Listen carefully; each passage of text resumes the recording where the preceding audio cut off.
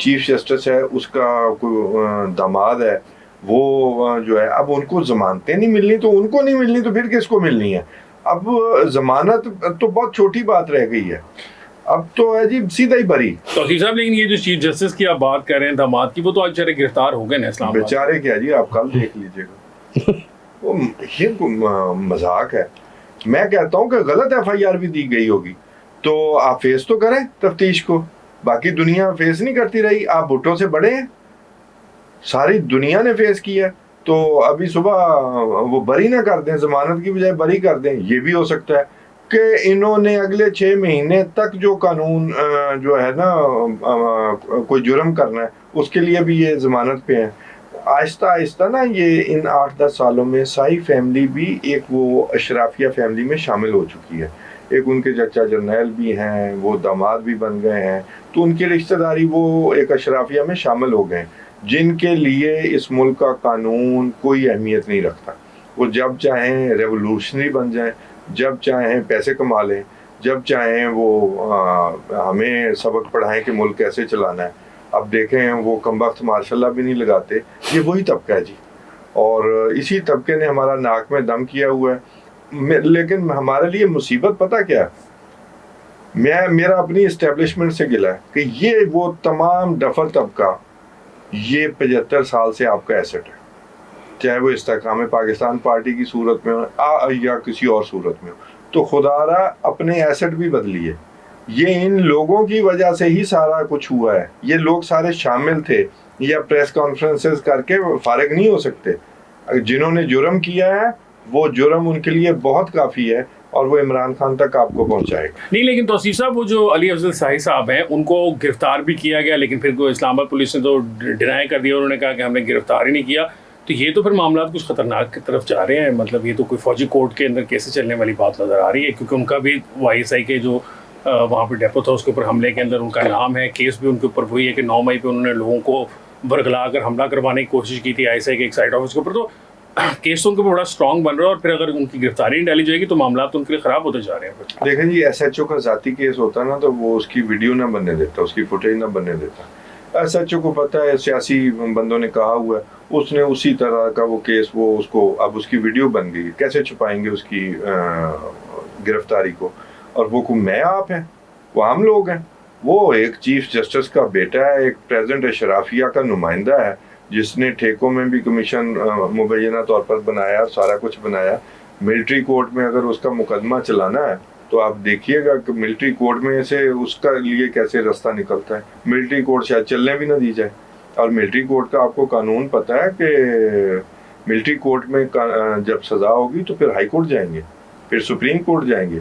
लेकिन एक जो स्मार्ट मूव ली है ना मिलिट्री कोर्ट में, वो ये है कि जो इस्तगासा और मुदई वो सब जैक ब्रांच से अब जो कौंसल है वो वकला नहीं लिए गए, बल्कि जो अच्छे लॉयर्स हैं फौजदारी के उन्हें हायर किया जा रहा है दोनों साइड्स के लिए। दोनों साइड से मुराद फौज तो लाजमी करेगी, तो मिलिट्री कोर्ट में भी उनके लिए रास्ता निकाला जाएगा।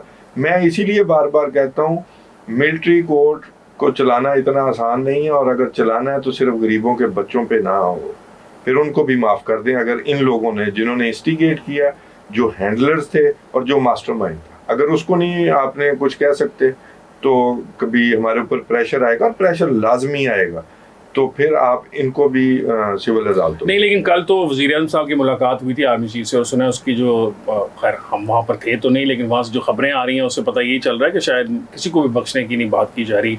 आर्मी चीफ साहब ने बड़े सख्त तरीके से वज़ीर आज़म साहब को कहा है कि आप लोगों को गिरफ्तार नहीं, इस दफ़ा नहीं बख्शा जाएगा हसन, इस दफ़ा नहीं बख्शा जाएगा। इस बार फैसला हो चुका है कि अगर गरीब के बच्चे के साथ जो है वो उसको मिलिट्री कोर्ट में ट्रायल होगा, तो इस दफ़ा अशराफिया के बच्चे हैं उनका भी मिलिट्री कोर्ट में ट्रायल होगा, और किसी के लिए बराबर नरमी नहीं बरती जाएगी, सबके लिए कानून एक होगा और सज़ा दी जाएगी। इस दफ़ा नकीब साहब, ये आपके ख्याल में जो SHO है इसने क्यों ऐसा करने दिया? तौसीफ साहब कह रहे हैं कि अगर उसका अपना केस होता तो कभी ना बनने देता, उसने भी कहा चलो सियासी केस है कोई फ़र्क नहीं पड़ता, लेकिन ये तो बड़ा मामला ख़राब हो जाएंगे। नुकसान हो मेरे जाएगा। ख्याल में उन्होंने गिरफ्तारी शायद नहीं डाली थी, वो वीडियो बन गई। आप देखते हो किसको इसको आईजी साहब या बाकी जो पुलिस इस्लामाबाद पुलिस है उसको कैसे टैकल करती है, क्योंकि उन्होंने तो स्टेटमेंट दी थी, जैसे हम बात भी कर रहे थे कि उन्होंने अपने ट्विटर अकाउंट से कहा है कि जी गिरफ्तारी में नहीं आई, लेकिन अब क्योंकि वीडियो सबूत आ चुका है तो या तो उन्हें मानना पड़ेगा कि गिरफ्तारी हमने कर ली है, या फिर अब देखते हैं इसको चीज़ों को कह लेके चलते हैं आगे। तो जब वीडियोस की बात कर रहे हैं, वीडियो इमरान खान साहब भी गए थे GIT में, उन्होंने उनसे मांगा गया कि आप वीडियो सबूत दें, एविडेंस दें। उन्होंने कहा मैं अपनी वीडियोस को ऑन करता हूँ, सबूत मैं आपको कोई नहीं दे रहा, मुझे पता है कि डीजीसी जो है वो मुझे वहाँ रिवाज ही नहीं है, हमने किसी को गाली देनी होती है सिर्फ।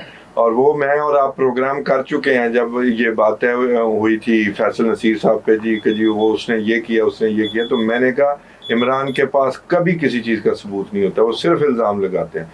और मैंने उस वक्त भी निशानदेही की थी कि जब ये कत्ल की FIR दर्ज करवाना चाहते थे ना, तो ये बेवकूफ़ी थी, इसके कहने पे फैसल नसीर का नाम देते और फिर इससे सबूत मांगते और फिर FIR खारिज होती, और जिन लोगों को इसके गार्डों की गोलियां लगी हैं वो केस भी साथ चलता। वो कत्ल ज़ाया हो गया और वो मौका इस्टेब्लिशमेंट ने ज़ाया किया। और दूसरी बात, ये जो बात कर रहे हैं ना कि माफ़ी नहीं होगी किसी की, माफ़ी नहीं होनी चाहिए। हमने हमेशा पहले अर्ज भी किया कि फ़ौज को मिलिट्री कोर्स चलाने पे मजबूर मेरी अदलिया ने किया है, बेशक, ठीक है, मजबूर किया है कि रियासत पे हमला हो तो वो जो अदालत उसको सॉफ्ट करने की कोशिश, ब्लैंकेट रिलीफ देते हैं सर। हुआ जी, कोई कुछ भी नहीं हुआ जी, हो जाता है बस, ठीक हो जाएगा। तो ये, लेकिन ये हनीमून पीरियड 2-3 महीने ही चलता होता है, ज़्यादा देर नहीं चलता होता। जो करना फिर इसी दौरान ही करना है, और जेन्युइन लोगों को ही करना पड़ेगा। हर किसी को आप ज़्यादा देर जेल में नहीं रख सकते। आपके लिए केस भी तैयार हो रहा है। किसके लिए केस तैयार हो रहा है? देखें जी, आपकी गवर्नमेंट के लिए केस तैयार हो रहा है। आपने 29 वो जो 14 मई वाला वाकया है, 9 मई वाला जो वाकया है, उसमें जितने लोग, उसमें हजारों लोग आते हैं, उसमें PTI की कम से कम 100-125 के लोग आते हैं जो लीडरशिप है, और खुद इमरान खान आते हैं। तो यही काफ़ी है। बाकी जो उठाए जा रहे हैं, कोई कभी इसने ये बात की, इसको बदलना है, ये हाँ, वो इमरान खान साहब ने कल ट्वीट भी तो की थी ना इस बारे में कि जो है और ख़वातीन के घरों पर हमले किए जा रहे हैं, और पहले तो जंगों में भी ऐसा नहीं होता था, जिहाद के वक्त भी ऐसा नहीं होता था। कल उन्होंने एक लंबी ट्वीट की हुई थी। हाँ जी, मैंने वो पढ़ी है। लिख कौन रहा है, लेकिन इमरान खान को मैं ये कहना चाहता हूँ कि इमरान खान, जिहाद और चीज़ है। आपके घर की जो औरतों का नाम है वो करप्शन में आ रहा है, आपके घर की औरतों का नाम हीरे लेने में आ रहा है। वो तोशा खाना केस में को एक्यूज्ड है, वो अलकादर ट्रस्ट केस में को एक्यूज्ड है, वो 458 कनाल 458 कनाल जो ज़मीन है उसमें आपकी जो अहलियाँ हैं वो उसमें को एक्यूज्ड है, और अभी तो पूरा डिग आउट नहीं हुआ, तो आपकी बहनों के भी नाम आ जाएंगे, एक का आ गया है। तो ये मामला जिहाद का नहीं है, ये मामला करप्शन का है। जैसे आप लोगों को समझाते थे ना, तो अब वक्त आप पे आ गया है, तो उस वक्त को आप भुगताएं। ये जो जिहाद के लोगों को इस्लामी टच दे के जो बातें करनी है ना, ये छोड़ें। अब आप फेस करें इन चीज़ों को। आपका मुझे डर है कि भी आपके घर से कोई आपके खिलाफ वादा मुआवजा ना बन जाए, आप उसकी फिक्र करें। नहीं सर, घर के बंदे से आपका क्या मतलब है? कौन गिरफ्तार, कौन जो है खान साहब? आप देखिएगा, किसी दिन कोई भांजा तो फरार है, भांजा तो जानशीन बनना था और वो किस काम पे चल पड़ा अपने एम्बिशियस होने के चक्कर में। ये मैंने कल भी खबर दी थी कि भांजे को तैयार भी इसलिए किया जा रहा था